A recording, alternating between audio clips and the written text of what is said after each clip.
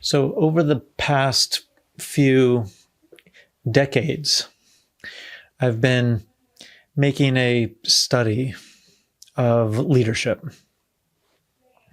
and particularly where leadership intersects with our capacity for self-regulation. And over these years, I've recognized, I guess, a few things. Well, we can begin with, there's a reality to the world that we live in today. And that reality is that it's always on due to our devices and access to devices. It is awash with more and more information. The amount of information that gets uploaded and downloaded is just growing exponentially. And we are inundated with that information. And we have to process much of that information that comes across our screen and across our field of awareness.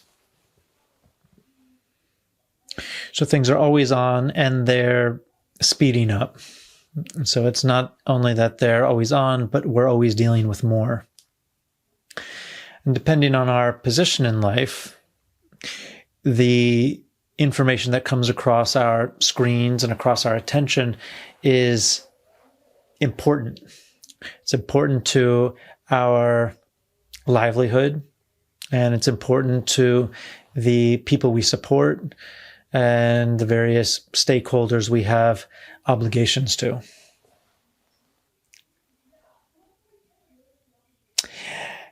And yet, when we are inundated with all this information, our capacity to serve our stakeholders can be negatively impacted.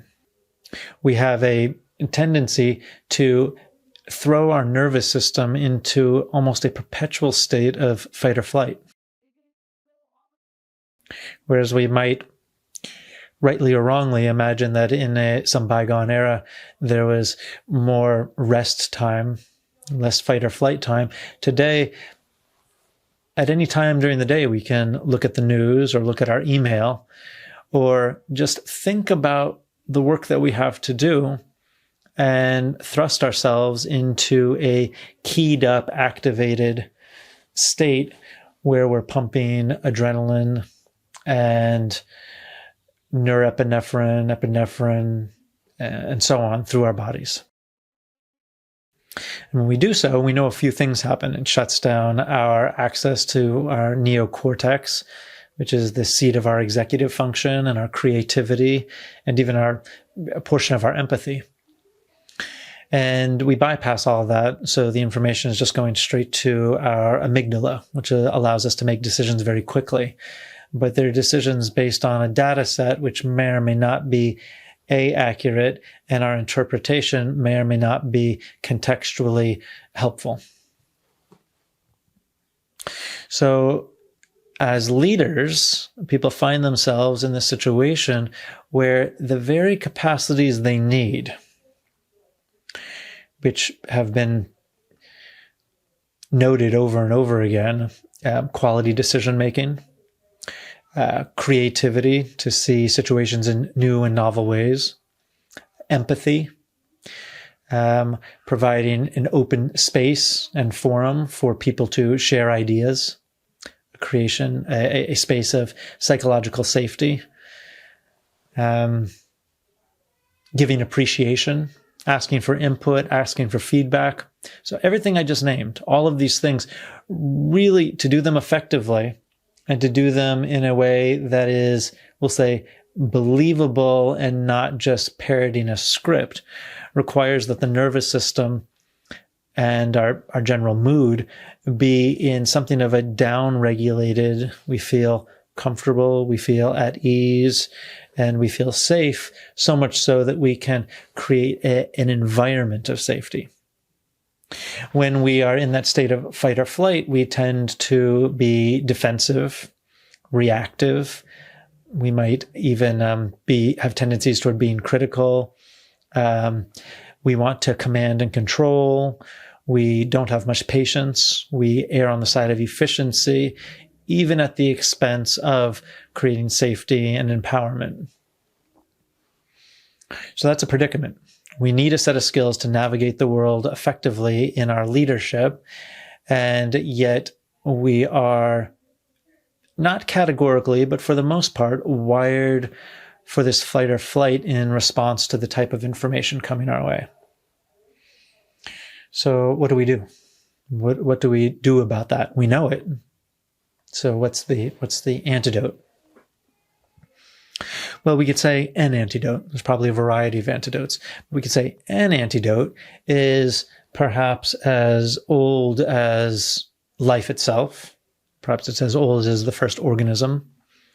And it's certainly as old as from when we were an infant. And that antidote is recognizing and taking advantage of our organism's capacity to oscillate between being totally turned on, focused, engaged, laser precision, even activated, hedging on that fight or flight, to be able to oscillate between that, and a state of rest, relaxation, at ease, openness, comfort, total safety. Now that capacity is as old as life. At least we can imagine. We only have fossil records going way back, but we can imagine that this toggling between these states is part of the nature of life. And if it's not as old as life, it's certainly as old as humanity. And it's certainly as old as when we were infants. So the infant naturally and the toddler naturally goes back and forth between these states, becomes aroused, engaged, and then moves into a state of relaxation and restoration. And of course, our body does this naturally throughout the day, throughout the diurnal cycle of being awake and being asleep. But that's not enough. That natural rhythm is part of the equation, but we've affected the fullness of our capacity to do that because of our always onness and our propensity to ignore the signs that say we are slipping too much in one of these directions. So we ignore the signs that we are burning ourselves out, that we are becoming irritable, that we are not having the fullness of our capacity for creativity, empathy, quality decision-making. And we mask it through various substances like caffeine or distractions like today's social media. So we mask what our body wants to be doing in order to do what we feel like socially we need to be doing. And the consequences are pretty dire when we look at the statistics around burnout and the effects of burnout on our nervous system, decision-making, relationships, all the fallout from workaholism. It's all quite well known at this point. What is also well known is the reality of our nervous system and how it toggles back and forth. And crucially, that we have the capacity and agency as individuals to activate one portion of our nervous system or the other. And it's not just our nervous system, it's really our whole organism. And those two systems are referred to as the sympathetic and the parasympathetic. So the sympathetic is that fight or flight tendency. And it should be able to be activated in dire need. But we tend to have it on a low-grade activation too much of the time, most of the time at this point. Well, depending on our position, but most leaders end up functioning there. But we need to be able to click it over into the parasympathetic, the rest and relaxation. And we don't need to wait for this to just spontaneously happen. We can, at any given time, should the awareness dawn, and that's crucial, should the awareness dawn, should we come to consciousness in the middle of our workday and recognize, oh wow, I'm really out of balance here. I'm snappy, I'm not listening, I'm just jumping to conclusions, I'm trying to control the situation, I'm not being empathetic. Should we come to the awareness that we are operating in that state, we can actually do something about it. And there's a wide range of practices that are at this point well known. We know to stop and take some breaths. We know to get up from our desk and go walk outside. We know to sit down and do some journaling. We know to close our eyes, to turn within. If one is a person of faith, we know that we could go into a state of prayer. So we know these things. So the question then becomes, what stops us? We know these things exist. What stops us? And if the answer is, well, I know they exist, but I don't know how to do them, well, the remedy for that is simple. There is the internet, which is awash with instruction. So we can just simply go out and find them. And yet if we know them, we've even practiced them, and we're not doing them, then the question is, why not? And maybe the answer is, well, I don't come to consciousness and recognize that I'm in that state frequently enough.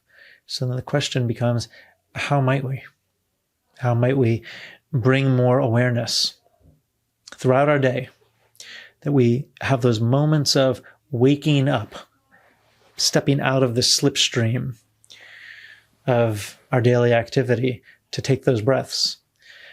Because to take those breaths, to do the journaling, to take the walk, recalibrates, downregulates, so that we can be in the moment, attentive, clear-minded, empathetic, creative, and make quality decisions. There's really no downside. So the question becomes, how are you going to bring yourself to consciousness more often? And however you do it, I wish you the best.